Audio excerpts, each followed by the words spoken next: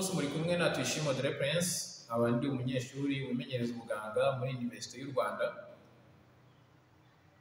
Muri society yacu ntabwo twese turabasha kumenya ibyerekeranye n'ubuzima bwo mu mutwe n'indwara zo mu mutwe. Tukaba ariyo mpamvu hano kuri YOUHEAL tugerageza nazo kuzivugaho, ntitwibande ku ndwara gusa zisanzwe dusanzwe tuzi ko ari indwara, ariko tukanavuga no ku ndwara zerekeye n'ubuzima bwo mu mutwe, kubera ko tubizi neza yuko izi ndwara zihari kandi akenshi zibangamira ubuzima bwacu. Ikindi kandi ni uko muri sosiyete yacu hari igihe tubona umuntu arwaye mu mutwe tukamufata nk'aho atakiri umuntu nk'abandi, ukabona ko uwo muntu afashwe nabi, kandi mu by'ukuri yashobora kujyanwa kwa muganga kubera ko hari abaganga babashije kuvura izo ndwara, kandi izo ndwara zivurwa zigakira. Ariko ugasanga nk'uwo muntu yiswe umusazi, yiswe ko baramuroze ibisazi, byarangiye nyine agafatwa nk'aho nta yindi benefit yagira kuri sosiyete, ariko mu by'ukuri ntabwo ari byo. Niyo mpamvu uno munsi nahisemo yuko twavuga ku ndwara yitwa Schizophrenia. Schizophrenia akaba ari indwara y'ibitekerezo. Impamvu mvuga ko ari iy'ibitekerezo ni uko niba umuntu normal ashobora kubyuka akajya mu kazi ashinzwe, niba ari umunyeshuri akajya kwiga, niba akora business akajya gukora business, ukabona yuko ibintu azi ibyo ari gukora, atekereza neza. Niba umuntu normal ushobora kumubwira ko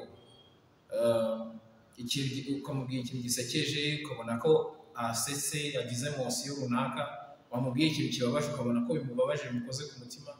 Ibyo byose ni ibitekerezo biri normal. Ariko hano muri Schizophrenia turabona ukuntu uwo muntu urwaye Schizophrenia aba atandukanye n'abandi mu mitekerereze. So Schizophrenia rero ikiyitera, ubushakashatsi bwerekanye yuko ari imisemburo yo mu bwonko iba itagikora neza. Hari umusemburo mu bwonko witwa dopamine. Uno musemburo niwo udufasha kwishima, kubona ko icyo turi gukora kituryoheye,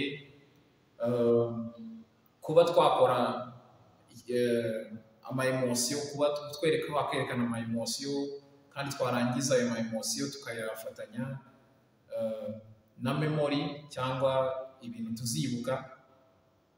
Ibyo byose dopamine n'umusemburo udufasha mu bwonko bwacu kubikora neza. Sasa muri Schizophrenia ikiba nuko uno musemburo aho wanyuraga mu bwonko, ama pathways yawo hamwe uriyongera cyane bikabije, ahandi ugasanga wagabanutse cyane, bigatuma rero ubwonko bw'umuntu budakora neza mu mitekerereze ye. Ubwo iyo bimaze kuba gutyo, iyo uwo musemburo utagikora neza, ikiba nuko uwo muntu yerekana amasymptome cyangwa yerekana yuko arwaye iyo ndwara. Uburyo rero bigaragara ayo masymptome, hakabamo ubwoko bubiri. Aba amasymptome twita positive symptoms na negative symptoms. Positive symptoms bishatse kuvuga ko ari amasymptome yerekana ibintu byakagombye kuba biri normal, ariko ugasanga birakabije, byabaye exaggerated. Negative symptoms akaba ari amasymptome noneho aho kugira ngo ibyo bintu bibe normal, ibintu biba byabaye diminished cyangwa byabaye bikeya. Ibintu biri normal bikaba bikeya, ndetse bisobanura neza ukuntu bimeze. Muri positive symptoms habamo icyo bita hallucinations. Hallucinations akaba ari ukuntu umuntu ashobora kugenda akabona ibintu bidahari rwose, akabona abantu badahari, ugasanga umuntu yicaye wenyine arimo aravugana n'abantu badahari, akumva amajwi utazi yaturutse kandi y'abantu badahari. Izo ni hallucinations. Cyangwa ugasanga nk'umuntu yagize delusions. Delusions akaba ari ukuntu umuntu yumva ibintu akabyumva mu buryo budashoboka butabaho kandi akabyizera cyane rwose.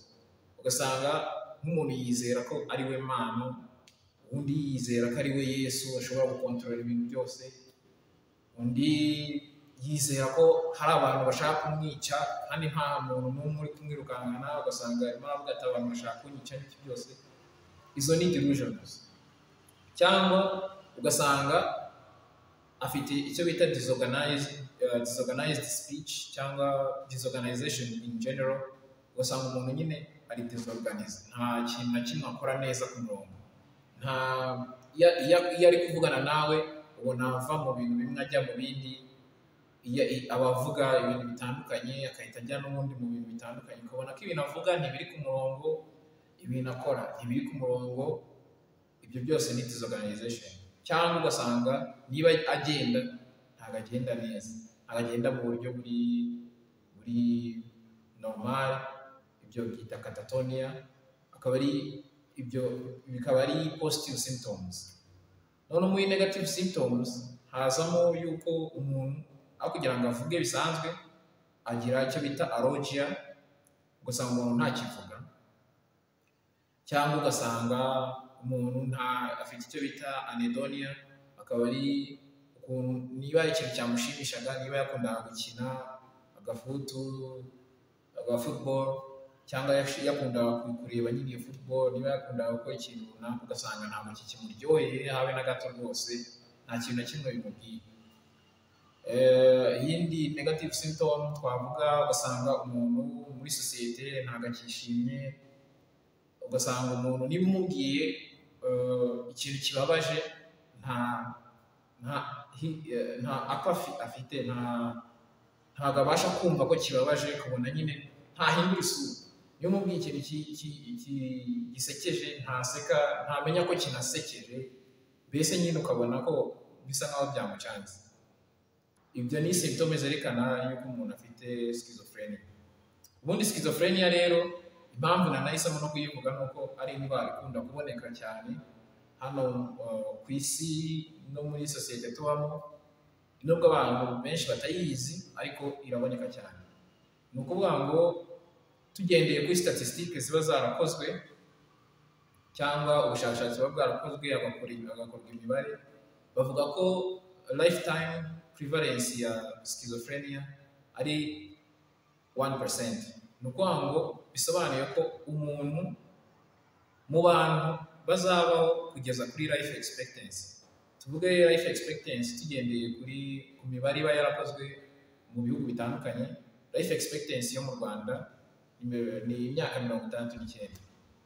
Ubwo ushatse kubisobanura neza ku batumva icyongereza, nuko life expectancy ni imyaka umuntu aba ateganyijwe kubaho. Iyo myaka rero bayimenya bakoze imibare bitewe n'ukuntu abantu babaho mu buryo butandukanye, cyangwa abandi bakitaba Imana. Ibyo byose bigakorerwa imibare, bakamenya ati abantu benshi bakunda kubaho kugeza ku myaka wenda 69. Ubwo ni mu gihugu cyacu.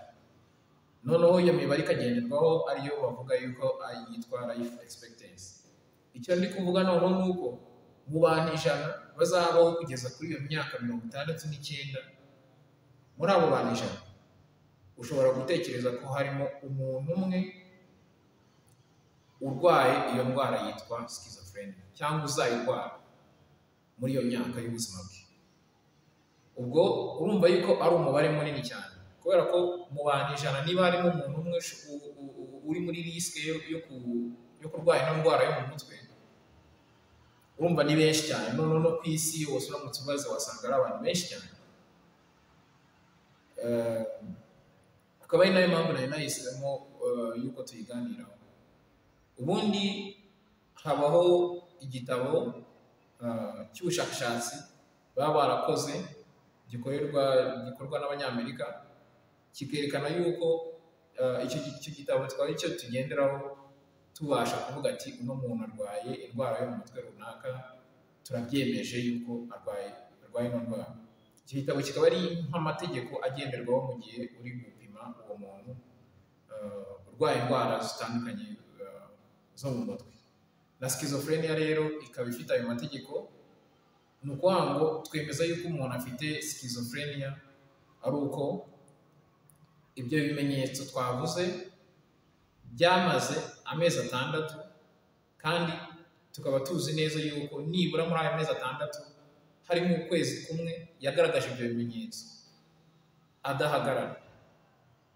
Ni ukuvuga ngo niba ngaragaje ibyo bimenyetso iminsi 5 cyangwa kino cyumweru bikaba birarangiye sinongeye kubigaragaza, ntabwo wanjyana kwa muganga ngo bavuge ngo ndwaye schizophrenia.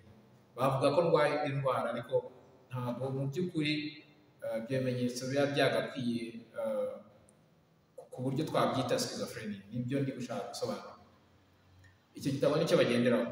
Niyo mpamvu rero nyine for your information ibyo byose mukeneye kubimenya, ariko noneho tutagiye mu bintu byinshi kubera ko hano tuba turi kugerageza kuvuga ibintu abantu muri rusange bashobora kumenya bikabafasha mu buzima bwabo, ariko noneho tukanibuka yuko izi ndwara aba bantu baba barwaye zino ndwara zo mu mutwe bari supposed gufashwa, ntibafatwe nk'aho atari abantu nk'abandi, ahubwo bavurwe kandi bakomeze ubuzima bwabo, kubera ko bano bantu ni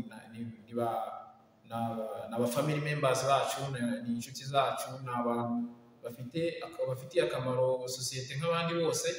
Niyo mpamvu tuba tugomba kubitaho. Uburyo rero bafashwamo ni uko uwo muntu bamujyana kwa muganga, ubundi muganga akareba agahitamo uburyo bwo kumufasha cyangwa management method yaba nziza bitewe n'ibimenyetso bitandukanye uwo muntu ari kwerekana. Ubundi usually abo bantu bakunda guhabwa ibinini bita antipsychotics, ibinini bitandukanye bigerageza gufasha uwo muntu guhagarika ibyo bimenyetso byose twavuze hejuru.